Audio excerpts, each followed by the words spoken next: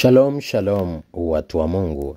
Naitwa Apostle Johannes John. Nikaribishe kwenye madhabahu ya Shining Star Heaven Embassy. Madhabahu ambayo utang'ara kuliko kawaida, utafanikiwa kuliko kawaida, utainuliwa kuliko kawaida, utatambua kusudi la Mungu kwenye maisha yako kuliko kawaida, na Mungu atazungumza na wewe kirahisi, na utaanza kuona vipawa vikichochewa ndani yako. Nataka nikupe uhakika, maisha ya hapa duniani, wewe ni hekalu la Roho Mtakatifu. Usiogope, na unaweza kupata chochote cha ufalme wa mbinguni hapa duniani kirahisi. Sasa leo nataka nikufundishe kwamba umechezewa akili hivi, ndo maana unashangaa mambo yako hayaendi, mahubiri hayaleti matokeo, mafundisho hayaleti matokeo, na njia za maisha yako hazifanikiwi. Kumbuka, kila mwanadamu hapa duniani alipewa zawadi tatu. Alipewa mwili, alipewa roho na nafsi. Na ndani ya moyo wako, lazima kumbuka, au ndani ya nafsi yako kuna vitu vikuu vitatu: kuna akili, kuna maamuzi na hisia. Sasa kumbuka, Mungu yeye anatawala akili yako. Mungu anahitaji atawale moyo wako. Lakini shetani yeye access ni mwili wako, na ndani ya nafsi yako anaweza kutawala hisia zako, lakini pia na maamuzi yako kuyabadilisha. Sasa watu wengi duniani, kwa nini tunateseka, tunachezewa akili, tunaumizwa? Ni pale tunapoanza kwanza kujenga picha ya kutowezekana.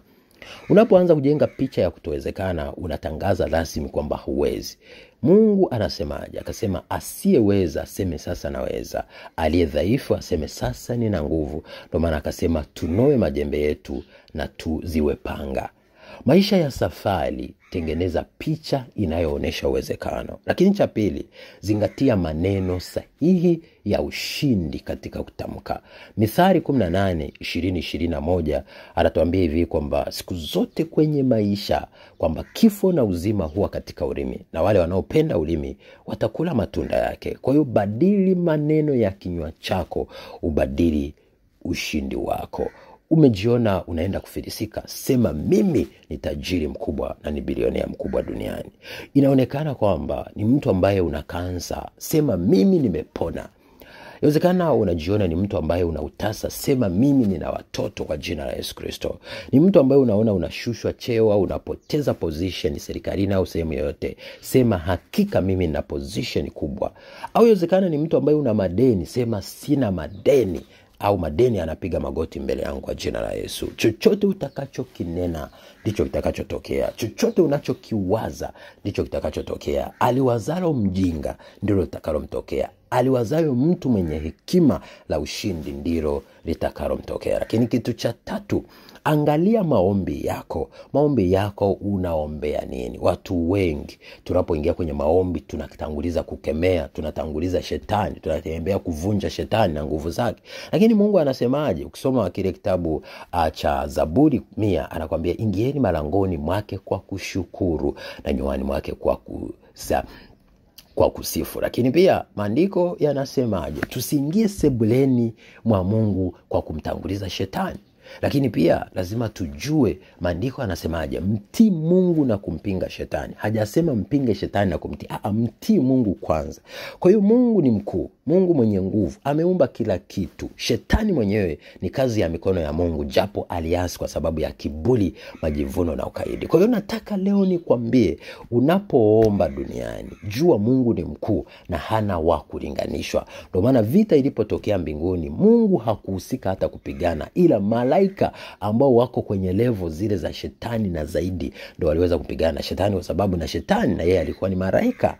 Ndio maana tunaona malaika Mikaeli na malaika zake wakapigana na shetani, wakamwangusha, wakamwangamiza, wakamtupa duniani, na mahali pake mbinguni hapajawahi kutokea. Kwa hiyo nataka leo badilisha system ya maombi yako. Lakini pia Mungu anatuambia tuombe, lakini tuombe kwa imani. Imani ni shukrani kwa Mungu. Imani ni uhakika. Na tunapoambiwa kumtii Mungu, ina maana ni kumfuata yale anayotufundisha, mafundisho yake, sheria zake, mambo yake mazuri na ahadi zake anazotufundisha. Lakini pia kumpinga shetani ni kuacha dhambi.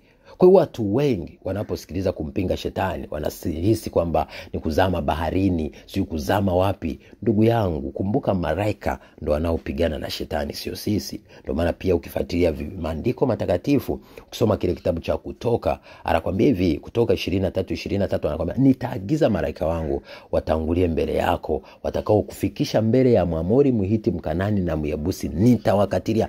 Mungu hajasema tuwakatilie sisi mbali. Yeye anasema atawakatilia, kwa sababu malaika ni wa vita. Malaika wake wapo wa vita, wa taarifa, wa uponyaji, wa maombi, wapo watakusaidia.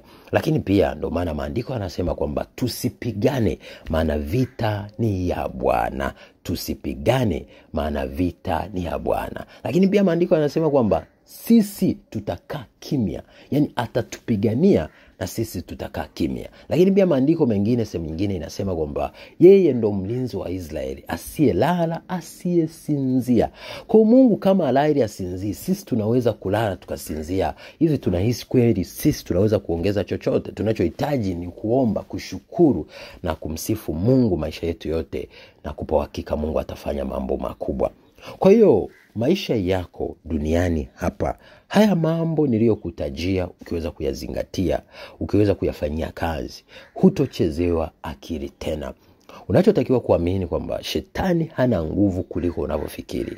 Japo shetani anaweza tangulize uharibifu wa kuchinja, kuiba na kuharibu kama inavyosema kitabu cha Yohana 10:10. Lakini Yesu yupo anayetupa uzima kisha tuwe nao tele. Tunachotakiwa kuamini kwamba tunapozidi kumtanguliza Mungu, tunapozidi kumweka yeye karibu yetu, tunapozidi kumtukuza na kumshangilia kama wakina Paulo na Sila wakiwa gerezani wanamsifu na kumwabudu, na Mungu akatuma malaika wakawasaidia. Kwa nini sisi tunahangaika? Kwa nini sisi tusimsifu na kumwabudu? Akatenda hata kwa sisi. Leo unateseka, lakini nasema mateso yako hayawezi yakaendelea ukianza kumsifu na kumtukuza Mungu.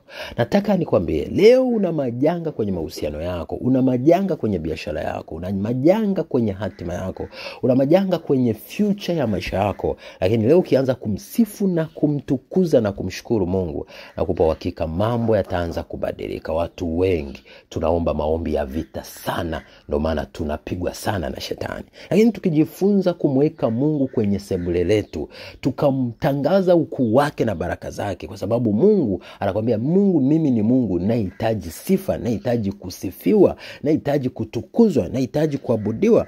Unapomtanguliza shetani kwenye maombi, unamtukuza shetani. Unapoanza kemea shindwa shetani, unamtukuza tu. Hata neno shetani unaweza usiliweke hata kinywani mwako. Tamka Mungu, tamka Roho Mtakatifu, tamka malaika, tamka Bwana wa majeshi, tamka Mungu wa miungu, Bwana wa mabwana, Alfa na Omega, mwanzo na mwisho. Yeye ndo kila kitu, aliyewakomboa wana wa Israeli, aliyebariki, aliyemtoa mwanae wa pekee Bwana Yesu, akafanya mambo makubwa. Mimi nakupa uhakika Mungu ana nguvu kuliko unavyofikiri. Bwana wetu Yesu Kristo ndo kiongozi wa viongozi wote duniani. Yeye amepewa mamlaka ya vitu vyote vya mbinguni, vya duniani na vya chini ya dunia. Ana kila ufunguo wa kufunga chochote na kufungulia chochote. Kwa nini leo tuogope na tumogope shetani? Simama, usiogope vitisho vya shetani visikuondolee imani.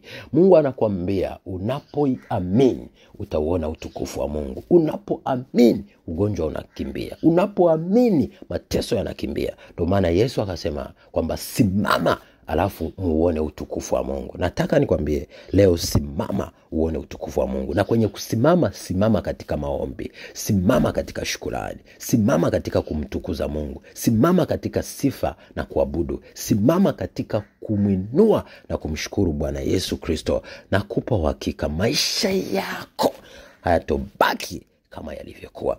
Nataka nikumbuke na nikukumbushe kwamba usiache kutuma maombi 3, 7, 9 au 12. Mungu atakujibu yote. Wote walioenda kwa Yesu waliponya walipona wote. Na kwa Yesu yote yanawezekana ukiamini. Lakini pia tuna vitabu, maana ukisoma Hosea 4:6 anakuambia watu wangu wanaangamia kwa kukosa maarifa. Tumeyaleta maarifa, ndugu yangu, usiyapuuze, yatakusaidia. Mamilioni ya wanawake kwa wanaume wamebarikiwa. Mamilioni ya watumishi wengi duniani wametumia vitabu hivi na maisha yao yamekuwa ya tofauti. Lakini pia unahitaji ufungulivu na neema, usiache kutumia vitabu. We love you. God bless you. Jesus loves you in Jesus.